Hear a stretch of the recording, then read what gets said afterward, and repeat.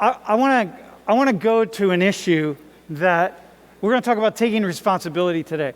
I'm titling it this just because this is the way we colloquially talk about this issue in especially in the United States, right? But what we're really going to be talking about is causality, and I want to just really open this conversation up because what I think is that the vast majority of arguments and discussions and conflicts that we have, especially now over like when I watch the media and I watch these talk shows and I watch the talking heads and I think about Trump versus Biden versus whatever, ultimately in the end, what we're talking about is responsibility and causality. And we're talking about causality for human behavior, okay? So if you all can come on up, our volunteers for today, and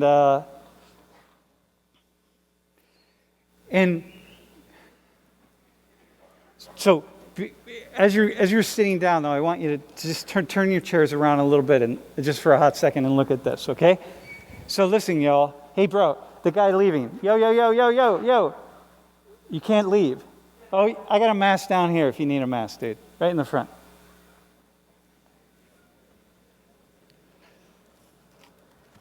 If anyone needs a mask,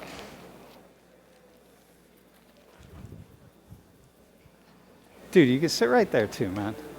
Except that shirt, it's got to go, man. Oh, sorry. Oh, dude, here. There you are.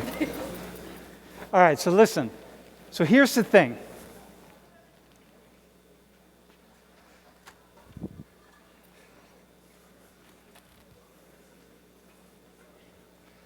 There you are, man.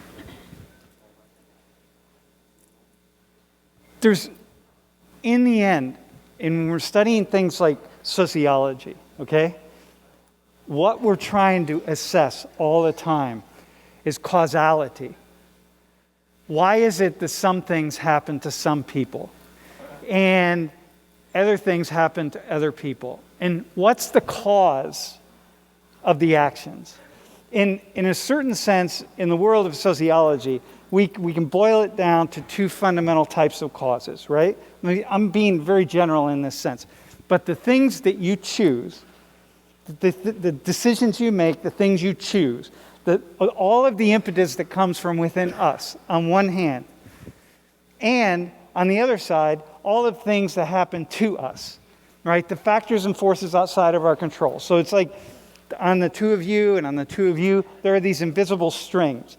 And the invisible strings are all these factors and forces that are shaping your lives in ways that you may see, right? And ultimately in ways that you don't really see for large groups of people. But that's what we do as sociologists. We study, right? And even the personal volition. Like sometimes you all probably make decisions and you don't even know why you did a certain thing. It just happens and you make decisions. It just comes from reading you. You did this or you did that. And there's no way of really knowing that. But ultimately, there are these invisible strings, and it's like we're just sort of puppets here. And we're just acting in lots of ways because there are all these factors that are influencing us. And what's fascinating about sociology is not the factors. There are certain factors that we all can kind of agree on, right?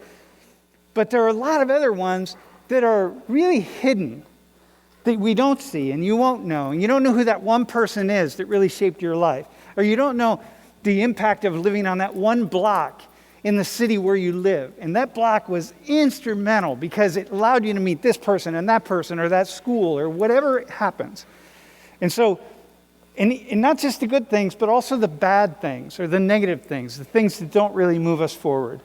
Okay? And so we're always like, we're arguing over this kind of stuff. Like, why is somebody homeless? Right? So how do you get home? Go downtown and find, there are a number of homeless people in town at any one moment. Find one of them and just start talking to them and try to pick out the factors and forces that led them to be homeless. How much did they choose? And how much were there things outside of their control, things that happened to them And to what degree, can you parse those out? And then find large groups of people. Like we talked about a couple weeks ago, we talked about Haiti and Haitians. Let's talk about the entire population of Haiti.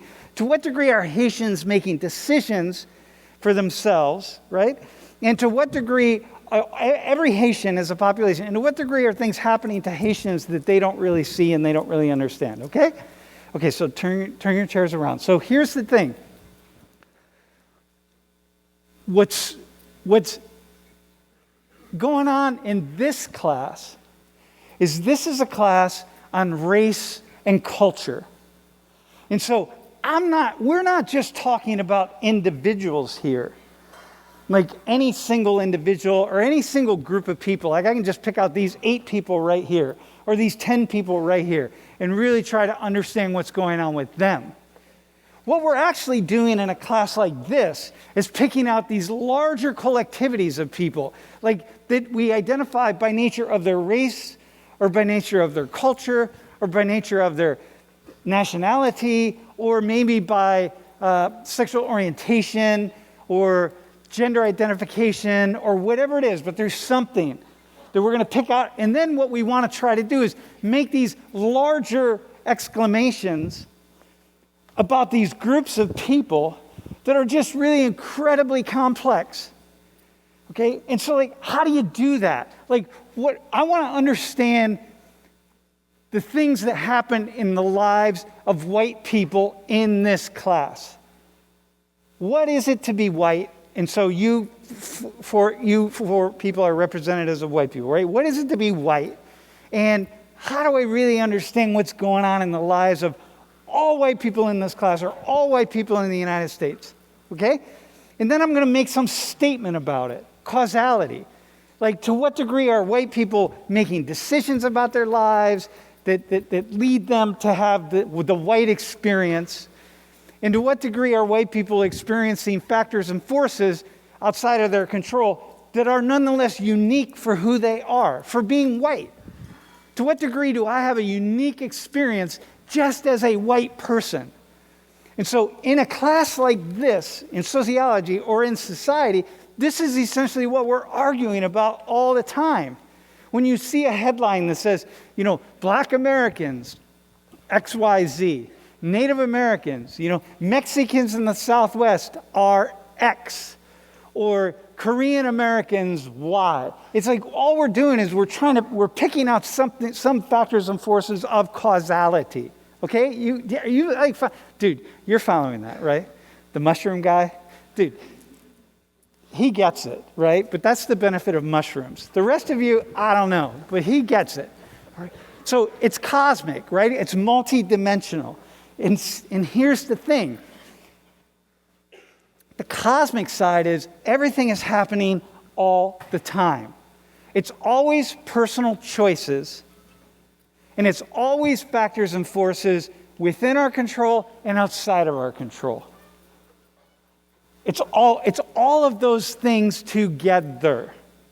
All right? So, here's what I want to do. I want to have the two of you talk. The two of you. I'm going to answer some questions to you. So it's Logan and Emily, right? Logan. This is Logan. This is Emily. Wait, where are you from? Hello, my name's Logan Haynes. I'm from Elk County, Pennsylvania. Oh, wait, hang on 1 second. I got to turn my mic up. Go ahead. Your phone. Say it again. I'm from Elk County, Pennsylvania. Elk County, up in the north. Yep. Uh-huh. St. Mary's, to be specific. Yep, okay. Yep. And Emily? Yes, I'm Emily. I'm from Chester County, Pennsylvania. Chester County. Yes. All right, Elk County, Chester County. All right. So here's what I want the two of you. I want you to explain your lives. So let me just say, when the two of you applied to volunteer, you both wrote on the questionnaire that you were in the lower class. Okay?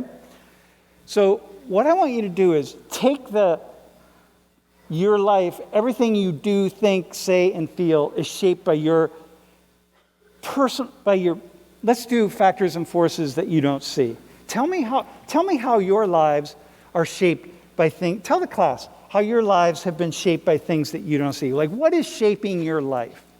Or maybe that you do see, but what's shaping your life that's outside of your control?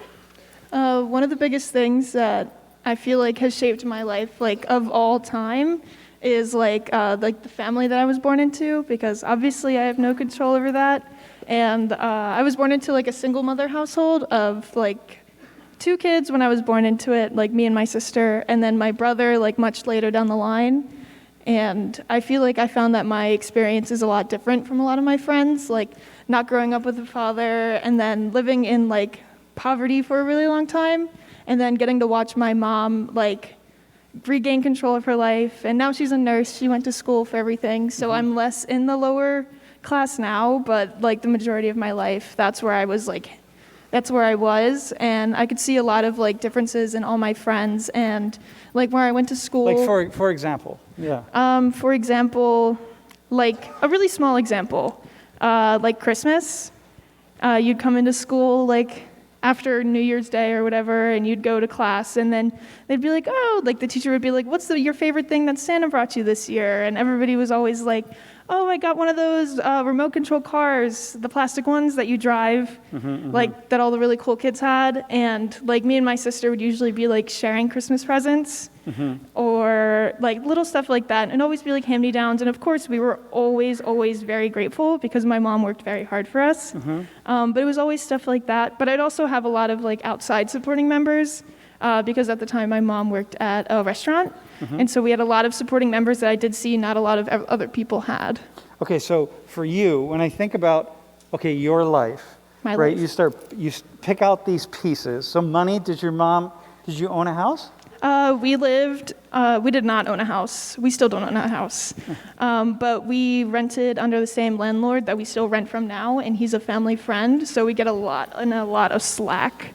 So it's like when times that we couldn't make rent because of food or childcare or whatever, he would be like, it's okay, this one's on me. So, okay, all right, so there are times when you couldn't make rent. Very many times, yes. And your mom, in the car that your mom drove? It was like a 1991, like red, I want to say Buick. None of the doors opened. We had to climb through the sunroof every time we wanted to get in the car. Oh, yeah. Oh, that's cool as a kid. Oh, my gosh, it was literally amazing. Okay. All right, okay. All right, Logan, how about you?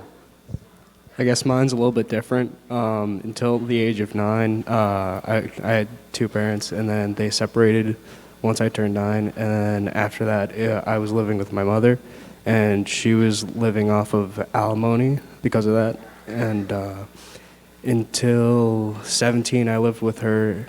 And then once I turned 18, I was kicked out of my house. And from then on, I was living house to house with whoever would take me in. And who took you in? Like, who are some of the people? I have my buddy Nick, who now goes here, and his family. They were very generous to take me in. And then after that, once his father was diagnosed with cancer, my aunt took me in because I didn't want to risk bringing anything back to them.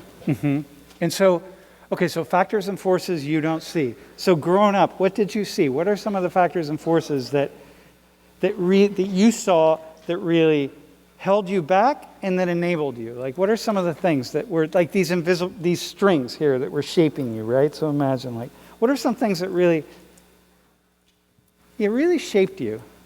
Obviously, living in a single-parent household with low income, of course, shaped me. Like, one of the most notable things that I noticed was whenever my roommates would go, like, grocery shopping, they don't really look at prices as much as I do, whereas, like, I will go down nitty-gritty to the ounce, and I'll pick whichever is cheaper.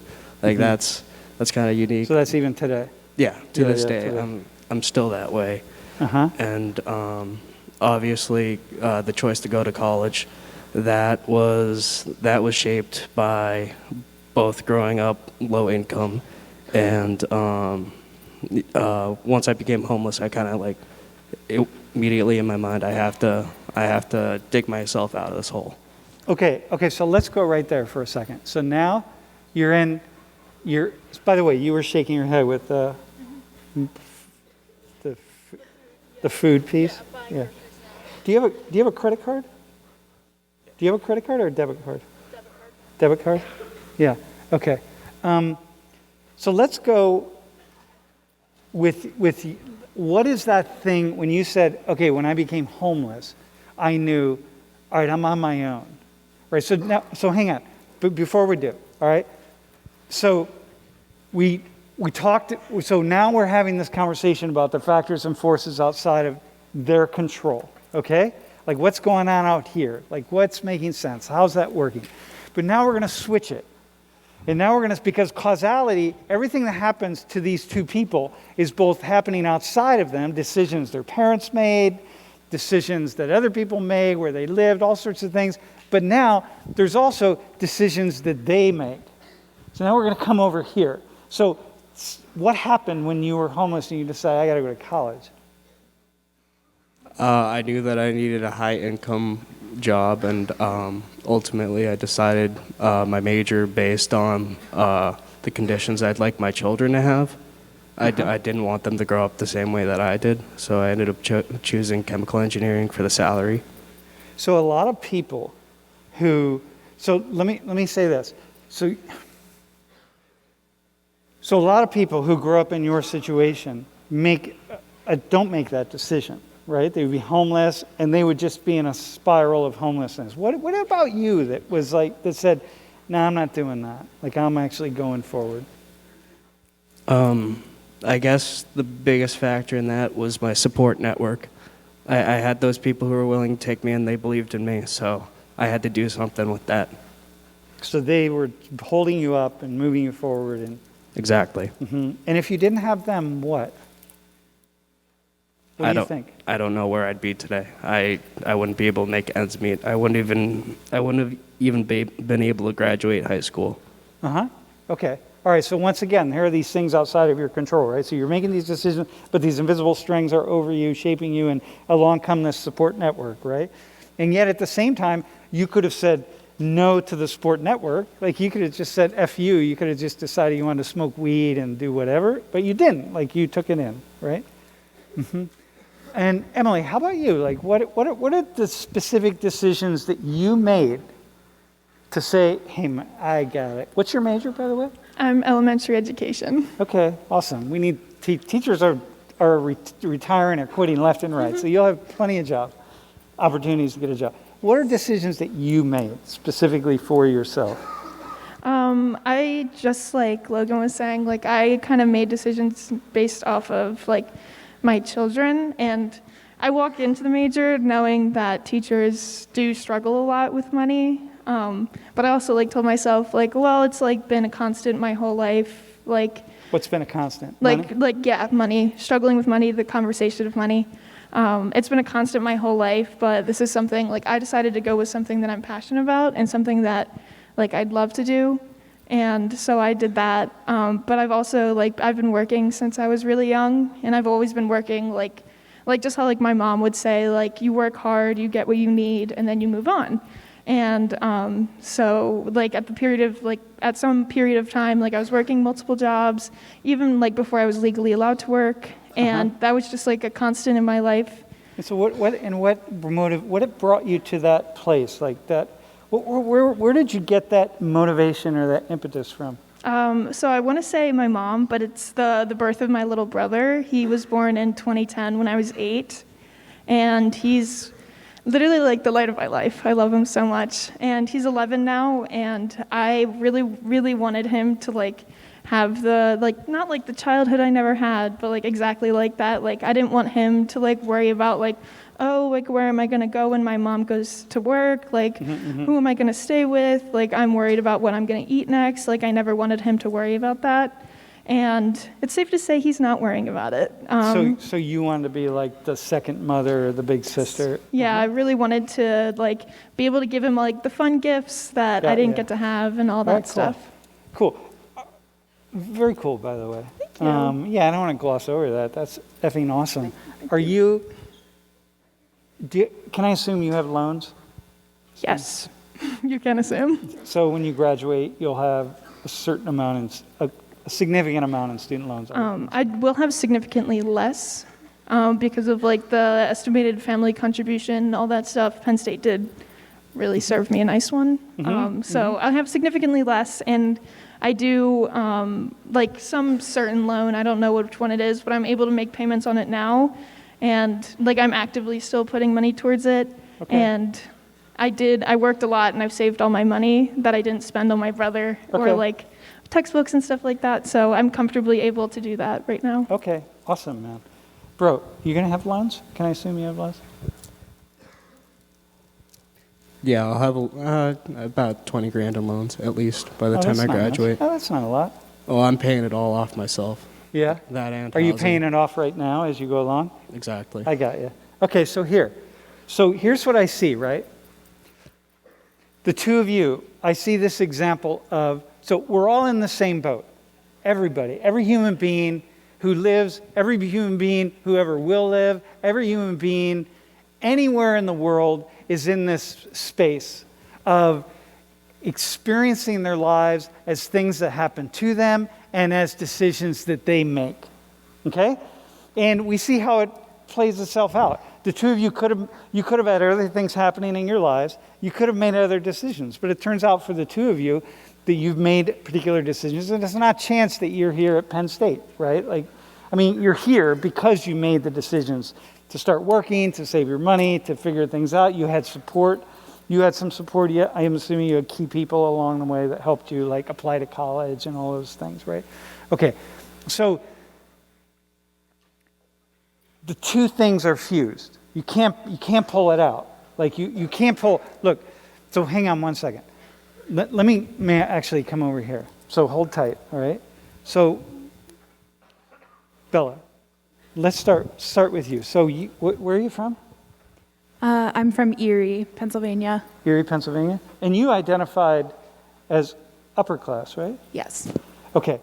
And Jack, you are from Dallas. Wait, go take. Yeah, I'm Jack. I'm from Dallas, Texas. And you identified as upper class. Yes. So tell us what's it like being upper class? Well, start with you. Yeah, the mic. Like, what's it like? Like, tell us your life. Like, walk us through some of the sociology of your life. I mean, you heard some of the stuff they said. Like, what's... Oh, the big difference is probably school. Because, I don't know, 98% of my graduating class is in college now. It's just kind of where I am. Schooling is, the big thing. And, a lot of the time when you're growing up, you're kind of not told directly, but they kind of guide you into thinking that the straight shot toward being successful is going to college, getting a degree, and getting a nice job. Were you ever not going to go to college? No. So you were definitely going out of state to college and a conversation at your dinner table? Because it would have been a lot less expensive to go to U of T or something. It was more about the program and the degree than the money, honestly. Okay. And so who was money an issue in your... Well, hang on. We're not... Just like I didn't want to get really too personal with you, we don't have to get real... But was money an issue, at all? Was that... Not really. Do you have a credit card? Yes. When did you get your first credit card? About a year ago, 2 years ago. Do you have a car? I do have a car. When did you get your first car? Right when I got my license, 16. What kind of car? Well, I kind of inherited one of the cars that my parents already owned. I drove a 97 Ford pickup truck. All right, which is standard for Texas. All right. You got to have at least one in every driveway, right? Okay. Do you have a car, by the way? I do have a car. She is my pride and joy. She is a 1998 Grand Jeep Cherokee with 267,000 miles on her, and she was free. Dude, awesome, man. Do you have a car, bro? Yeah, I just bought a car this year. Yeah? Yeah. Cool. Used? New? Used. Yeah? What kind? 2011 Suburban. Dude, killing it, man. All right, bro. Hey, by the way, the two of you, you're zero. If you're feeling some kind of way about, these two people are talking about growing up poor, unlike I grew up rich. There's zero, you feel nothing about that. This is your life, man. Awesome. Revel in it. Like, enjoy it. It just is what it is, right? So, okay, so that's not an issue for you. When you like, so how'd you get here though? Okay, well, hang on, wait. We're going to come back. Bella, tell us about the invisible strings for you, your parents. So both of my parents actually grew up low class. They both came from poor families, but they now both have advanced degrees in medicine. So growing up, probably from the time I was in like kindergarten to like the time I was in middle school, we were just normal people. But once my dad actually went back to school and became a physician, he started making more and more money. So that's when I kind of started to see the other side of things, and see how life was different. Once we started to have more money, I guess. So you guys have a house.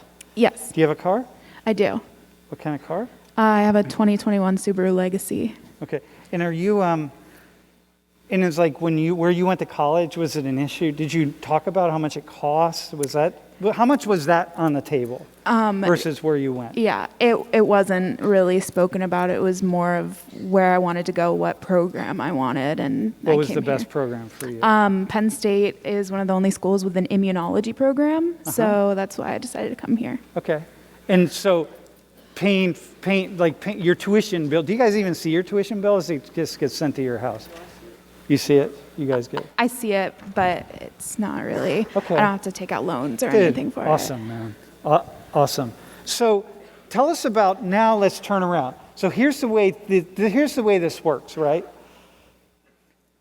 Typically what happens is, we look at Emily and we look at Logan and we say, oh, Emily and Logan, like they were one down, and look, they have to, in order to get where they're at, look, they had to work really, really hard.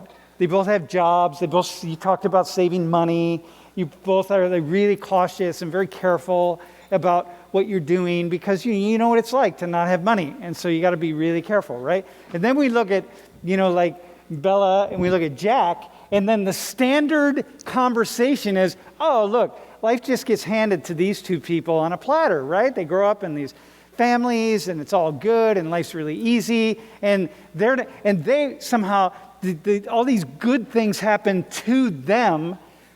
So Logan and Emily, all these good things happen to them because they make them happen, right? There's that. They make it happen. They're doing it. They're choosing. They're bringing this on themselves because they easily could have spiraled. But Bella and Jack, all these good things are happening to them because they happen to be born in these families that had money and wealth and privilege and so on. And so that's why they're here. And so for Logan and Emily, they're here because they made decisions to have a better life than the life they had growing up. And they were very careful and very cautious, and they're thinking in a very, very calculated way. And so it's very easy to look at them and say, oh, they are responsible for being here because look what they did. Then we look at Bella and Jack and we say, here are these two privileged kids. Come on.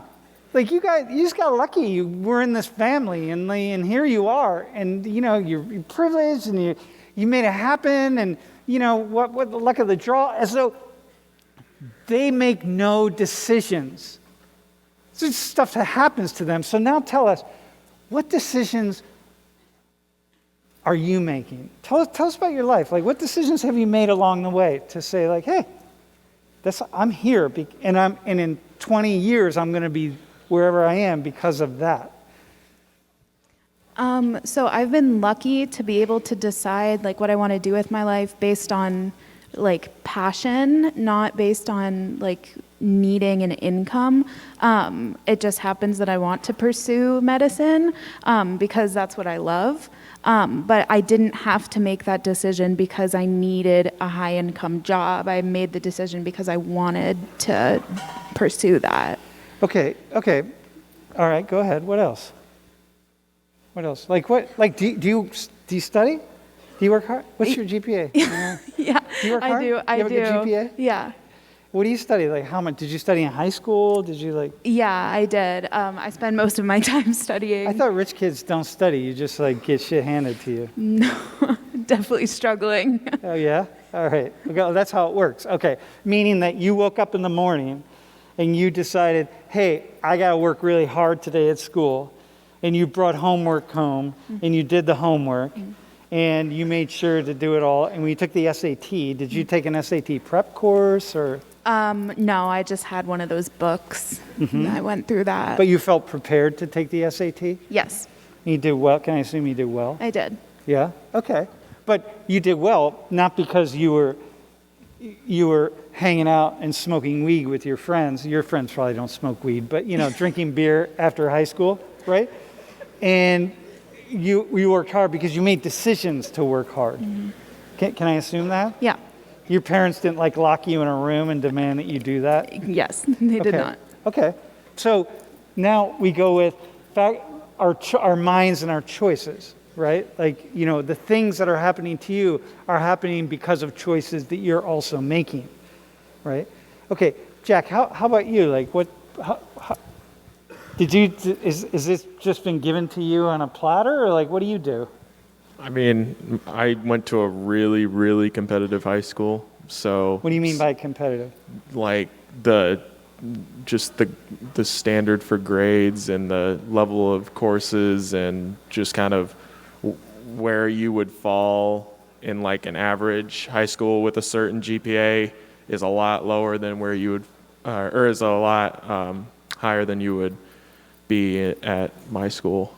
If I had gone to your school, I would probably be in the bottom 2%. My high school GPA, which was like a working class burnout high school, I had a 2.37. So I probably wouldn't have even they probably would have kicked me out, right? Yeah, probably. Yeah, all right, okay. So do you study? I mean, did you get good grades? I had good grades. I didn't really study though. So you didn't have to study, but you got good grades. And you didn't, did you ever get arrested? No. Did you ever get arrested? All right, okay, got it. So, so I want to go back to this. Everything we do, think, say, and feel, like where you end up. So I'm gonna venture to guess, Jack, in 20 years, you're gonna have a job, unless climate collapse takes us all down, in which case, whatever. But you're gonna have a job, and you're gonna have a good job, it's gonna be a solid job, you're gonna make a decent amount of money. And I want you to tell us, we're gonna look at you in 20 years, I want you to tell us right now, what are the choices that you made all through your life and now that led you to having that good job, as opposed to things that just happened for you? I mean, I still did the work.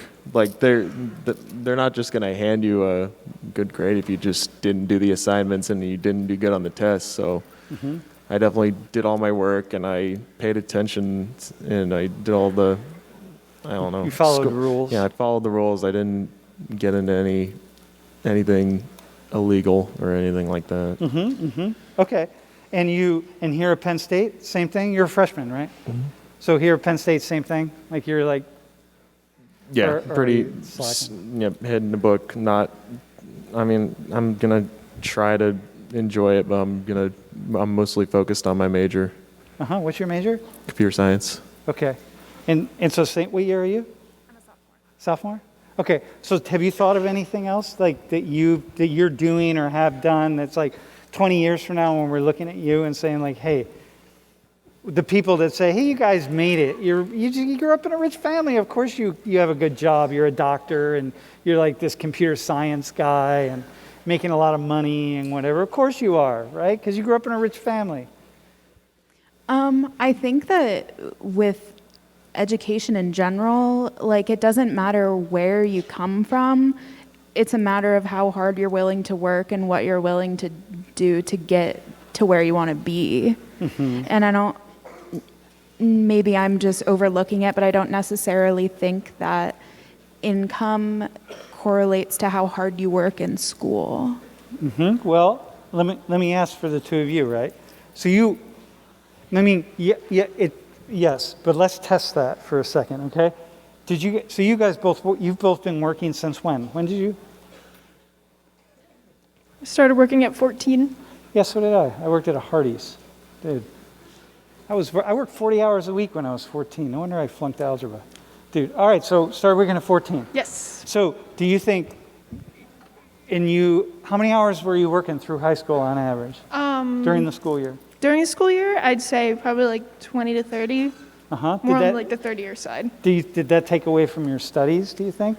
I don't think so. I mean, I graduated pretty far up in my class, and I don't think I really struggled in school. How do you think you would have been if you went to Jack's high school? Well, no offense to Jack's high school, mine was pretty competitive too. Yeah. So, no offense, but like hearing you explain like the way your school works I feel like it's very similar to the way that mine worked. Like everything was like really competitive. It was always like about like even like the popular group of kids were the ones that were like the smart kids. Yeah. And Okay. it was like a K through 12 school, and it was college readiness. So that's why like my mom put me in it to make sure that I had the Okay. mentality for college. Okay. So. All right. Bro, and you worked Yeah. through high school? Yeah, I worked throughout high school. I started when I was about 15. So dude, fucking awesome, man. You're the best. I'm going to give you a job, but another job. All right, so listen, do you think working took time away from studying? Yeah, kind of. I mean, I would just do it after work, but I mean, I'd much rather have the time to myself instead of working, but... Yeah. I mean, we know, for example, one thing we know is that the scores on SAT scores are correlated with family income. So regardless of what your race or your ethnicity is, the higher your family income, the higher your SAT score across the board, right? So I don't know why that is. It's not just like because you can afford, help or tutoring or one thing after another. I don't really know, but we know that. So we know that there's a certain way in which, and then the higher the SAT score, the more likely you are to get into certain universities or get certain scholarships or whatever the case is, right? Okay, so here's the thing, right? So we've established right now that life isn't just given to the two of you. Like you have to jump through the hoops and do everything you have to do. Sometimes the hoops are easier to see, right? Like maybe they're laid out for you in some way, or maybe, but either way, you still got to do it. I would also say at your high school probably, maybe not yours, there's probably a lot of drugs there, right, bro? It's a rich kid high school. Probably far more drugs than at her high school. At either of your high schools, probably. Dude, you don't know the kind of drugs these rich kids do, dude. You and I were on the same page, but these kids, it's crazy. Okay, so you easily could have gone, there are a lot of paths you could have gone down, and you would not be here. But you made choices, okay? And you made choices, right? Okay, so, look, here's the thing, and then we're gonna do something in a second. So here's the thing. Y'all ready?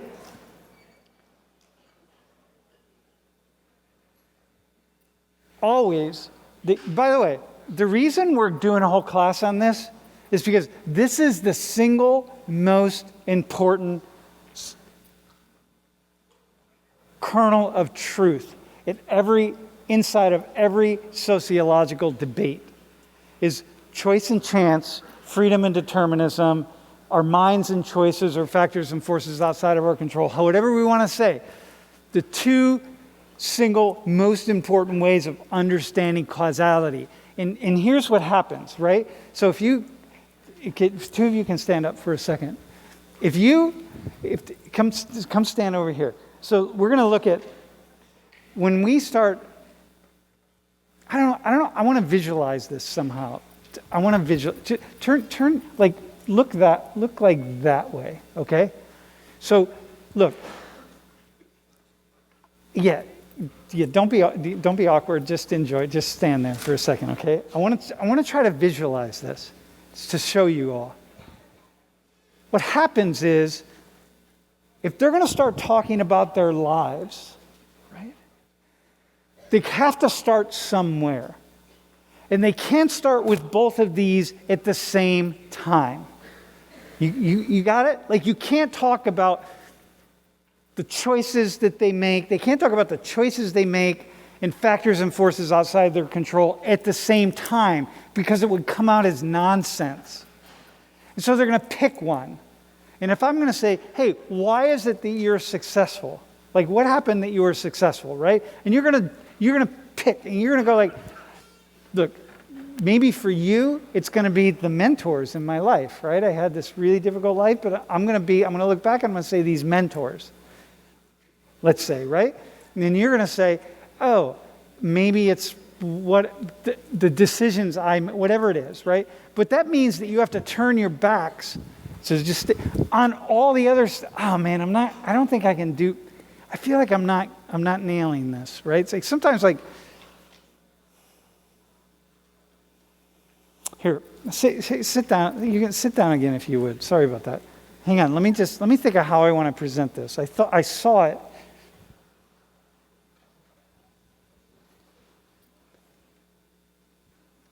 By the way, what's really interesting for me is that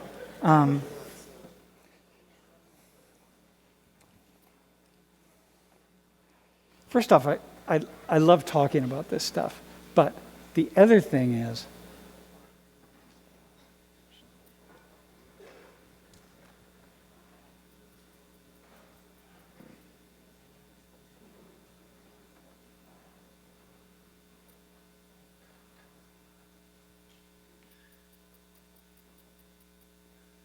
so, it's a really strange thing for me that the first class I ever taught, I was 24 years old, and I was hired to teach a class on cybernetics in human ecology.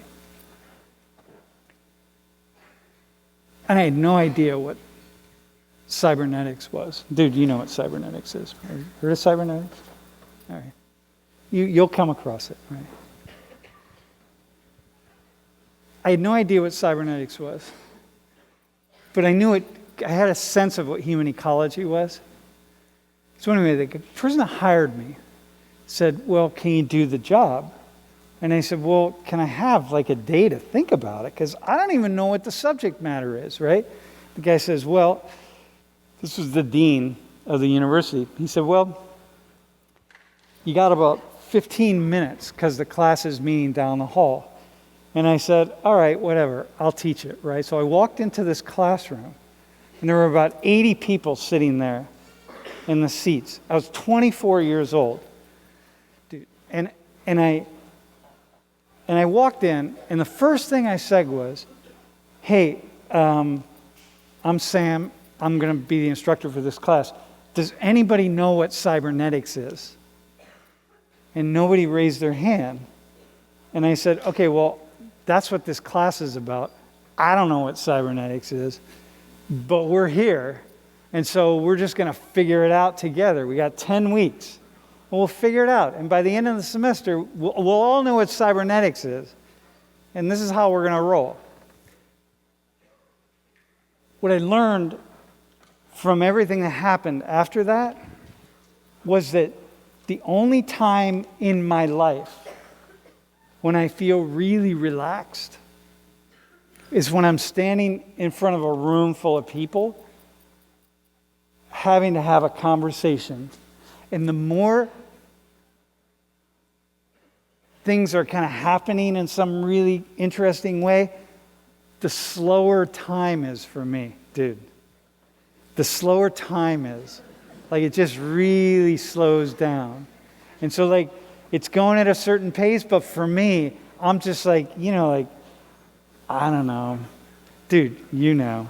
Like, And it's just going like every second that goes by feels like 20 seconds. I'm just like, whoa. Anyway, that's where I'm at right now. But nonetheless, here's the point I want to make, and then I'm going to demonstrate something to you, right? A good sociologist, bad sociologists, or people who aren't really, they're not really focusing on it, are only going to think about the factors and forces that we don't see, the invisible strings that happen to us, right? That are organized, that organize our lives, right? For the two of you, it's like it's homelessness for you, it's near homelessness for you, it is not making rent money, it's like, also what happened before you were homeless, right? All the decisions, it's all the people in your lives, like all these things that happen. And then at the same time, it's choices. Because in every single day, the two of you are making choices. Are you going to go this way, or this way? So both are absolutely 100% true. And so people who are more liberal in their orientation, like people who are like social justice type people, they tend to focus on issues of inequality. And they tend to focus on the degrees to which things happen to some people. And they de-emphasize the choices that people are making along the way. So they would look at you two right here and they would say, look, you lived in this environment, which of course you were going to be successful. And it's like, no. In this environment, you're still making choices all along the way. It doesn't matter. And yet we turn around and say, yeah, but there is this other environment happening. So what is it? What's going on? And the fact is, the two things are fused together. It's always choices that we're making and things outside of our control. It's always happening together. Conservative people want to emphasize choices. People who offer or have a more conservative orientation in the way that they're being. It's all about choices. Like, look, you can grow up poor, the two of you, no matter what, you can grow up poor and you can overcome that. Just make good choices. Like work hard, get jobs, save your money, do everything you got to do, and you can overcome that, right? That is the way to do that. And what the problem is that people like the two of you who grow up in your shoes, they start, this is important.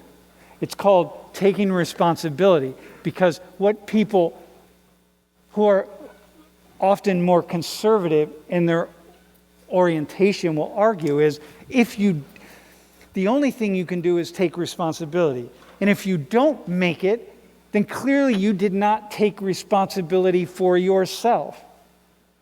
And the people who are more liberal in their orientation, right, the social justice people say, look, people would make it. They would be able to overcome the barriers that are in front of them if they would be able to make different choices if they didn't have the barriers in front of them. So remove the barriers and people will make different choices and then people will succeed. But the fact of the matter is neither one of those arguments holds water because both are true together. You have to see it together. So the conservative orientation is, hey, take responsibility, work harder, make better decisions, make different decisions, and then you will be better off. The more liberal orientation, and which is true, the more liberal social justice orientation is remove the barriers to upward mobility, growth, expansion, etc. If you just remove those barriers, then people will have a greater chance of succeeding, and then they will ultimately be more likely to succeed. But the problem is, you got to remove the barriers. And the other side says, no, you got to change people's thinking. Get people to take responsibility for how they're seeing the world. And over here it's, no, remove the barriers. That's why liberal people are always talking about inequality and the barriers and, jobs and homelessness and one thing after another after another. It's always that. It's always the problems in society, right? We need fair housing and better housing because, those are the things that people like you all, people who are poor, need. So give them an equal opportunity. More conservative people are saying, no, we don't need that. Look, just like the two of you, you didn't need that. You just all you had to do is make the decision to succeed and you will succeed. But I don't have two people in here who grew up like the two of you who did not succeed, who weren't able to make those choices, right? And I don't have two people in here like you who are maybe they're in college, but they're screw-offs, right? You both graduated them with people, right? Can I assume the two of you? You graduated with people who had every opportunity and they're just throwing it away? Okay, we didn't bring them in. It's not an automatic ticket. Growing up with money is not an automatic ticket to success. Growing up without money is not an automatic ticket to a life of misery and suffering and struggle. They go together. And what happens is, once we start talking about personal choices, if I'm in this conversation, this is what I was going to do when I had you stand up. If I have this conversation about personal choices, I turn my back on the other one. And if I have the conversation about the obstacles, because there are obstacles, we live in a very unequal world. You've already seen some of the data. The United States is incredibly unequal. If I start talking about all the obstacles, then in order for me to really explain and articulate all the obstacles and stuff, right, to really lay it out and do a good job, what that means is I have to turn my back on the personal choices. I can't talk about personal choices because then it just sounds like mumbo jumbo. It's like different language. Now I'm just talking this language, obstacles, man. There's so much inequality. We really need to fight for justice and bringing about a greater sense of equality and giving people fair opportunities. And if everybody had the fair opportunities, we wouldn't see the problems that we see today, et cetera, et cetera, et cetera. And I could just talk for days and weeks and months about that. Okay, but that means I can't talk about the other. And if I talk about this, personal choices and all the things that go along with it, then I can't talk about that. And so what happens is, what we see is that people are taking one side or another, when in fact you have to take both sides. The two have to go together. Doesn't matter. Man, dude, you got it, right? You guys got it, right? You got that? For example, I know for you that it's pretty clear that you definitely would not be sitting here but for those people who came along in your life. But then you say okay, well, hang on a second. But maybe they come along in your life and helped you because you were a cool kid. Because you made decisions that I'm going to be a nice kid. I'm going to be a nice person. I'll be responsible, right? You didn't go to their house and trash it, right? Okay, so now you're a nice guy. And so you come along, look at you. You seem like a nice guy. So if I'm your neighbor or something, I'm like, this Logan kid? Come on, man, we should help him out. If you were a jerk, I probably wouldn't, but you made choices to be a nice guy, right? So I'm like, hey, maybe we should help Logan out. Personal choice. But those people were essential for who you were. If you didn't have them, you wouldn't be here. You said that, and I think you're probably right. You would not be here. And so the two are fused. You can't break it apart. Okay? You got that? So now, let me show you this. Go to the next slide. Go to the next one, actually. Okay, here. You can turn your chair around real fast. So, look. Here's what we're dealing with. This is white wealth. This is all white wealth. So if you take all white families in the United States, and you take all of the money that they have, including the value of their homes and big purchase items like cars and RVs and pickup trucks, whatever the case is, right? And you subtract all the debt. That's wealth, okay? Now, it doesn't say how much it is. It doesn't really matter. It's trillions, okay? But here's how it's divided. the wealthiest 10% of them. So if we were to line them all up, all the white people up, and we take the richest 10%, they control 75% of all the wealth. That's just a lot of wealth. And then here's the next 10%, and the next. And then we get down to like the lower 50%, basically has no wealth. Okay? You see that? So now, here's the problem. You guys, the two of you represent the lower 50%. Okay? We're going to put you down here. And the two of you represent the top 10%. Okay? All right? So now, let me ask you, how do you get to be where they are? How are you going to get to be where they are? You have to have the drive and motivation to work hard. Got to work harder than everyone else. No. Yeah, what would you say? Wait, did you all hear that? Did you hear the answer? Dude, okay, go ahead. What would you say? Marry rich. Okay, right. Dude, yeah, exactly. Dude, why did I say no to your answer, dude? That's probably that may be the only answer, but nonetheless. Why do you think I said no to your answer, bro? Some of the barriers. Yeah, like you're not, like, what do you mean? Dude, you gotta go down, you gotta go down to his neighborhood, man. Dude, you're not gonna, like, you know what I mean? It's like, dude, they own 3/4 of all the wealth, the richest 1%. You're down here, man, you got nothing. Like, how are you going to get up there in a lifetime even? Like, work harder than everybody? Dude, you think they're not working hard? You going to work harder than them? They're working pretty hard. She's working hard. Jack's, he's making sure he has a little bit of time to play, but it's also his first semester. It's only 5 weeks in.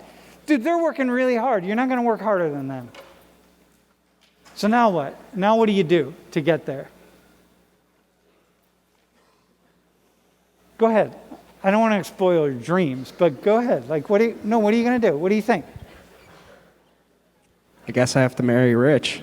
Yeah, dude, exactly. Yeah, right. But what happens is, but let me just tell you, most likely, I see the two of you would be the two that would get married because you have something in common together, right? And the two of them, no. And the two of them would be two people who would most likely get married. Because this is what happens. Like it's like a culture thing. It's like a thing. Look, here's the problem, bro, right?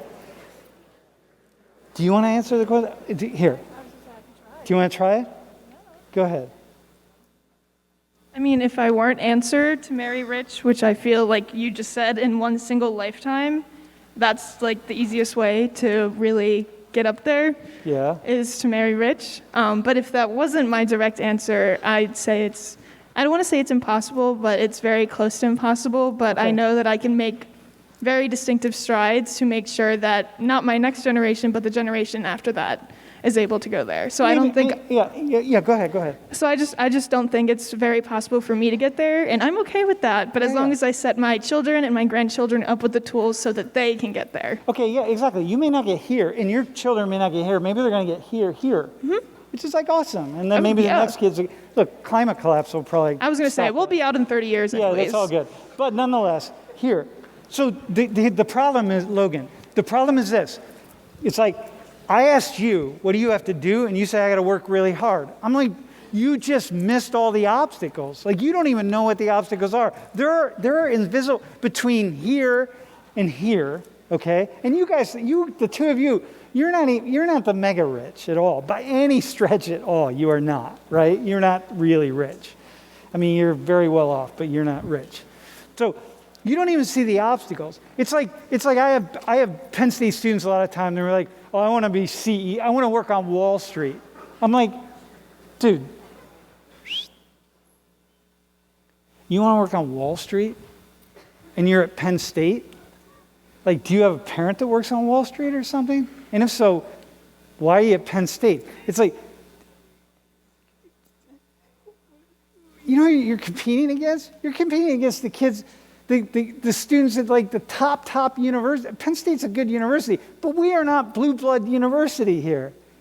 You know what I mean? It's like people don't even understand the nature of the kinds of competitions that are out there, even the structural barriers, right? And this isn't, and I'm not like killing your dream here. What I'm doing is saying this is a fair assessment of what's happening. You have no choice but to say, I'm going to have to work hard, because that's part of the equation, right? Unless you want to just keep playing the lottery, in which you'll never win. You have no choice but to say, I want to work hard. Because if you say anything other than that, if you say, I'm just going to hope to get lucky, then you're never going to get there. So you have to say, I'm going to work hard. That's always part of it.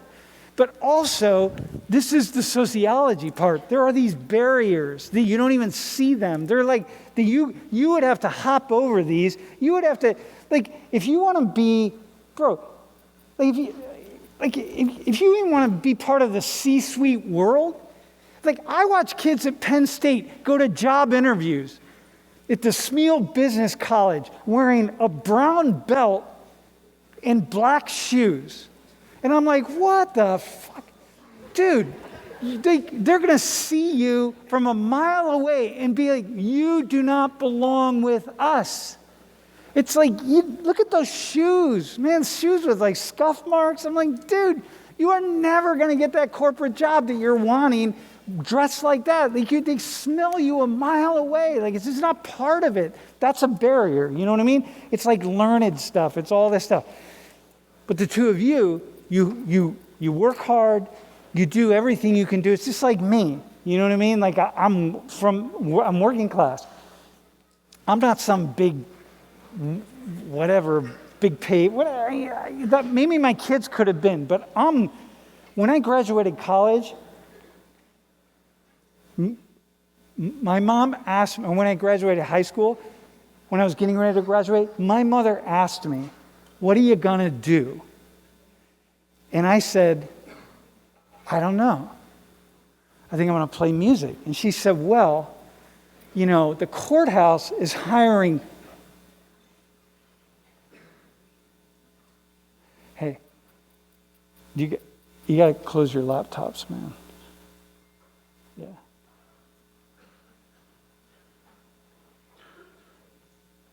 The courthouse is hiring court stenographers. You know, the people that like type. And she said, you'd be good at that because you type. My mother wasn't saying, hey, why don't you be an immunologist? You know what I mean?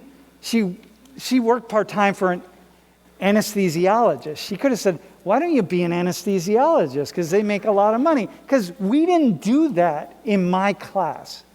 And you know, my mother didn't say computer science or engineering or anything. We didn't know anybody that even went to college. So, like, I wasn't going to do any of that. But all I could say is, I'm going to work hard. And when I encounter the obstacles that I'm going to encounter, I'm going to do my best to overcome them. Right? And so the problem is, not the problem. It's like, it's not a problem. I'm not killing their dreams. What I'm doing is saying, you have to, because what happens is, you start thinking, the rest of us start thinking that the only thing they need to do to get there or to get here so their kids can get here is the two of you just got to work really, really, really hard. But what's happening is, even if you work really, really, really hard, there are all these other things that are happening that are in play that separate these people right here from these people down here. And like, I don't even know what those are. You know what I mean? I don't even know what those are. Because you're going to keep working hard. No matter how hard the two of you work, they're going to work just as hard. So remember when we did the stair thing? It's like, the two of you aren't going to stop. You're going to be like, yeah, you know what? We're just going to stop and you all are going to do your thing. It's like, no, you're going to keep going too. And that means if you're already starting up here, you're likely to end up there. We're not hitting reset here anywhere. But if you don't work hard, then I can guarantee that you will fall backward. And they can afford to fall backward a little bit. The two of you can't. And so that's an advantage that you have. You know what I mean? Do you have anything you want to say? What are you hearing from this, from your perspective? I mean, the only other thing I can really think of that's kind of related to this is like when I was younger, growing up, my dad would always say, yes, I have a very good job, but I also was very, very lucky to get here. Because, I mean, yeah, to like you're saying, yes, work hard, but also everything kind of has to line up. Because like all of the, so like you decided to go work here instead of here, and that might have led to you getting this position because this company was deciding to hire and this Totally. one side wasn't, or this guy needed a promotion, this guy died, this guy got fired. Like there's some, yes, working hard is very important, but also there's a lot of luck and rolling the dice of if you're gonna get as far as the people in that top Yeah, decile exactly. go. Yep, luck and chance. Yep. Here, can you just go back one slide? Yeah, and then we're gonna. So now listen, look at this. This is net wealth on the basis of race in the United States.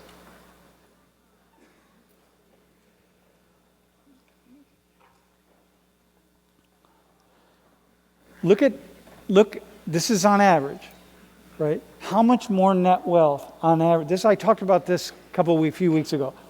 On average, white people have. It's like, on average. It's like, what? So now, if we do the same thing here that we just did, what do you tell black people, Hispanic? We're going to have a class on Asians, by the way, and explain that. Black, Hispanic, and Native Americans, like, what do you tell them? Hey, you all need to catch up. What do they do to catch up? Yo, hang on. Dudes.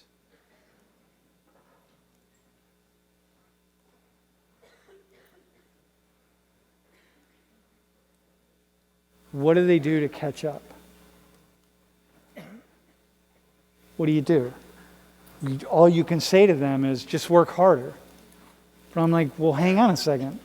What about the obstacles there? What about other things? What else is going on? And because the white folks aren't going to stop working. They're going to keep working. They're going to keep accumulating wealth. So like, what do we do here? This is the conundrum of this class of Social 119. This is what we're laying out here. And what's at stake here is always decisions that people make and factors and forces outside of our control. This is my final statement, and then we're going to do top hat. Listen, here's the thing. Black and brown people are often talking a lot about the obstacles. It doesn't mean that black and brown people aren't also talking about personal responsibility. It's just that they're often talking about the obstacles. And white people are often talking about personal responsibility. And sometimes black and brown people talk so much about the obstacles that they neglect to have the conversation about personal responsibility. And sometimes white people talk so much about personal responsibility that they neglect to have the conversation about the obstacles. You see what I mean? The two go together all the time. All right, man, are you ready? All right, get ready for Top Hat. Also, a reminder, World in Conversation is looking for interns for operations. Please send an email to Taylor J. That's Taylor Or J. Or at just see us after class. See us after class or email Taylor. By the way, can we do a hand for these folks up here?